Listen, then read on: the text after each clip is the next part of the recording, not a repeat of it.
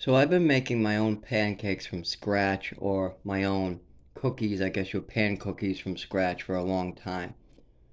Years and years and years. Even when I was a kid, I discovered my secret ingredient. Now I'll give you my secret ingredient. It's just a 99-cent bag of muffin mix. I'm gonna explain how that helps me get people to eat healthy. People like my roommate or addicts who are used to having lots of sugar. They get the most sugary pancake they can with chocolate chips on it. They put all this syrup all over it, and they even want more sugar in it after I cook it in the pan. So for people like that, they might not like the grittiness of the cornmeal, or they might not like that it's not too sweet. It's not a sweet pancake I make. I make a healthy pancake, not a sweet pancake. So I found a way to make it smoother and more palatable to other people. I mean, people on a health kick will love it the way I make it, but if they're used to having pancakes at IHOP smothered in maple syrup, they're probably gonna miss all that sugar. So this is a way that you can help. Make your original recipe. Take some oats, millet. Take some cornmeal, millet. Pick out a cereal that they like. If whatever it is, millet, throw it in the mix. But then to make it smoother, to give it a better flavor, open up a 99-cent pack of what they call muffin mix. It can be blueberry, it can be chocolate chip. Measure out about 1/3 of that. So you have 2/3 of your original mix, and then you just add in 1/3 of some muffin batter, some muffin mix. Add some egg, water, milk, a pinch of baking powder, or you can do without the baking powder too. A lot of times I do without. They'll just be a little flatter. You can add more egg to try to counteract that as well. If you add more egg, it will fluff up more and it'll have a little more cholesterol, but as well as proteins and fats. Mix it all into a bowl and pour it in. That will make it so sweet that it tastes like a muffin. It tastes like a muffin top then because you added a lot of sugar. The main thing that you taste in muffins are sugar, but there's also a lot of like powdered eggs and things to make it fluffy. You got a yeast, all these good things to make it fluffy inside the muffin batter. So when you add that to your milled oats, your milled corn, barley, or whatever, I usually get my malted barley from cereals. I check the back of the box, see what has malted barley with the least amount of preservatives, and then I just grind it and mill it because it's already powdered, easy to add in to a good pancake or a good cookie. You also can get dried raisins, dried dates. You can get all different types of dried fruits, and you can throw it in. You can even take bananas, cut them up, and throw them into the mix. Then you just pan fry it. Your kids will taste it. You maybe put a dot, like a 1 spoonful of sugar, maybe in your mix, depending on if you're trying to give it to your kids or somebody that's used to pounding down sugar, like my roommate's diabetic, and he definitely has a sugar problem. So sometimes I'll add a couple spoonfuls of sugar into my mix, or he likes it the best when I add in the muffin mix, my secret ingredient.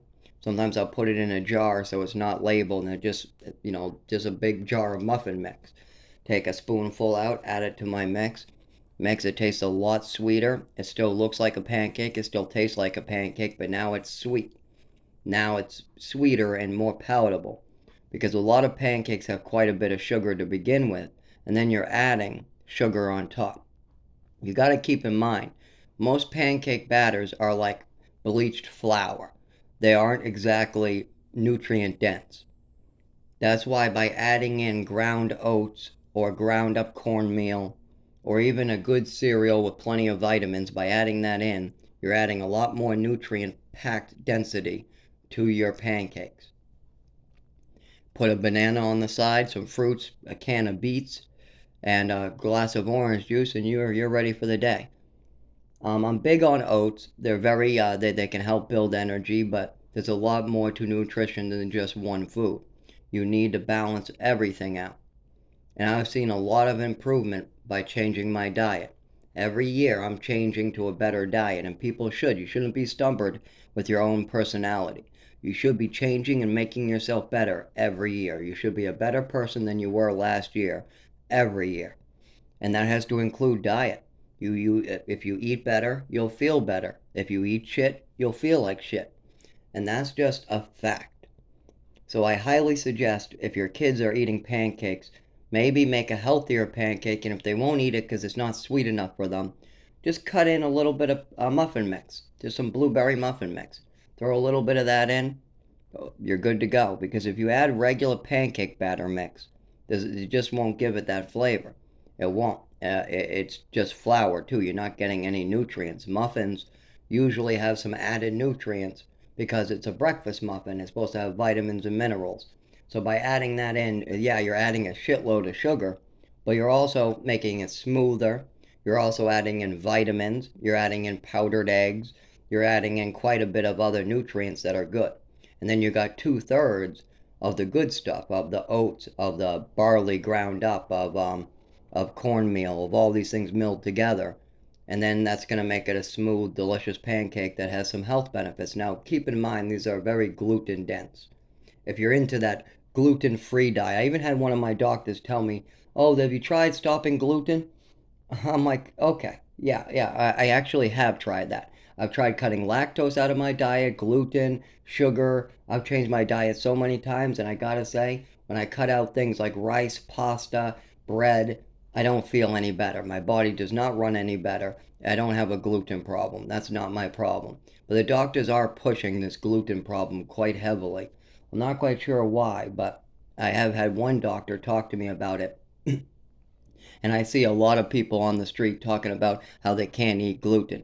I think it's a little over exaggerated about this gluten problem that everybody seems to have.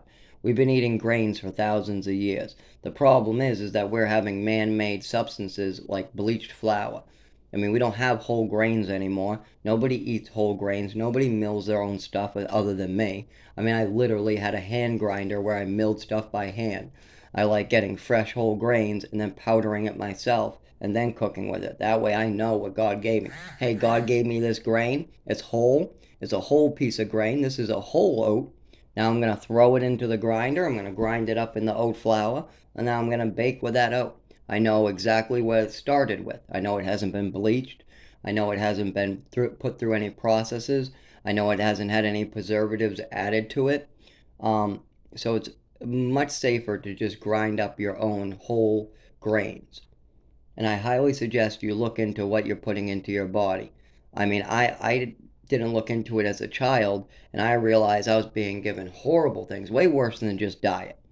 I mean, the diet, one thing. I mean, in New Mexico, I was being forced to eat rotten meat, rotten milk, and rotten food, and I got food poisoning on several occasions due to that.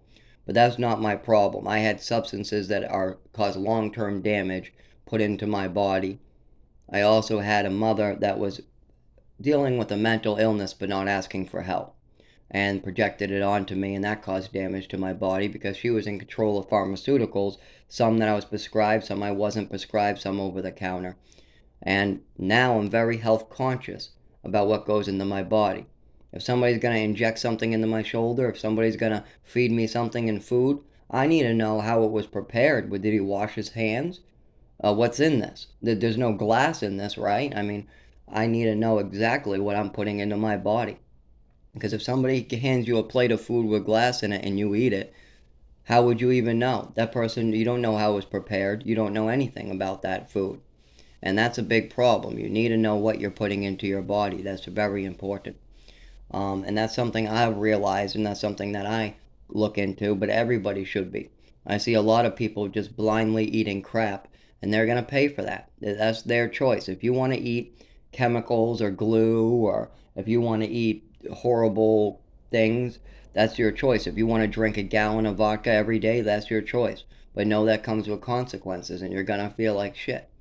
Now, my body has been ruined, and it was out of my choice. I got to take some responsibility. I took some drugs. I did. I tried to treat this neurological condition with drugs. I was drugged, and my body got harmed from that drugging, and then I decided to try to treat myself with more drugs.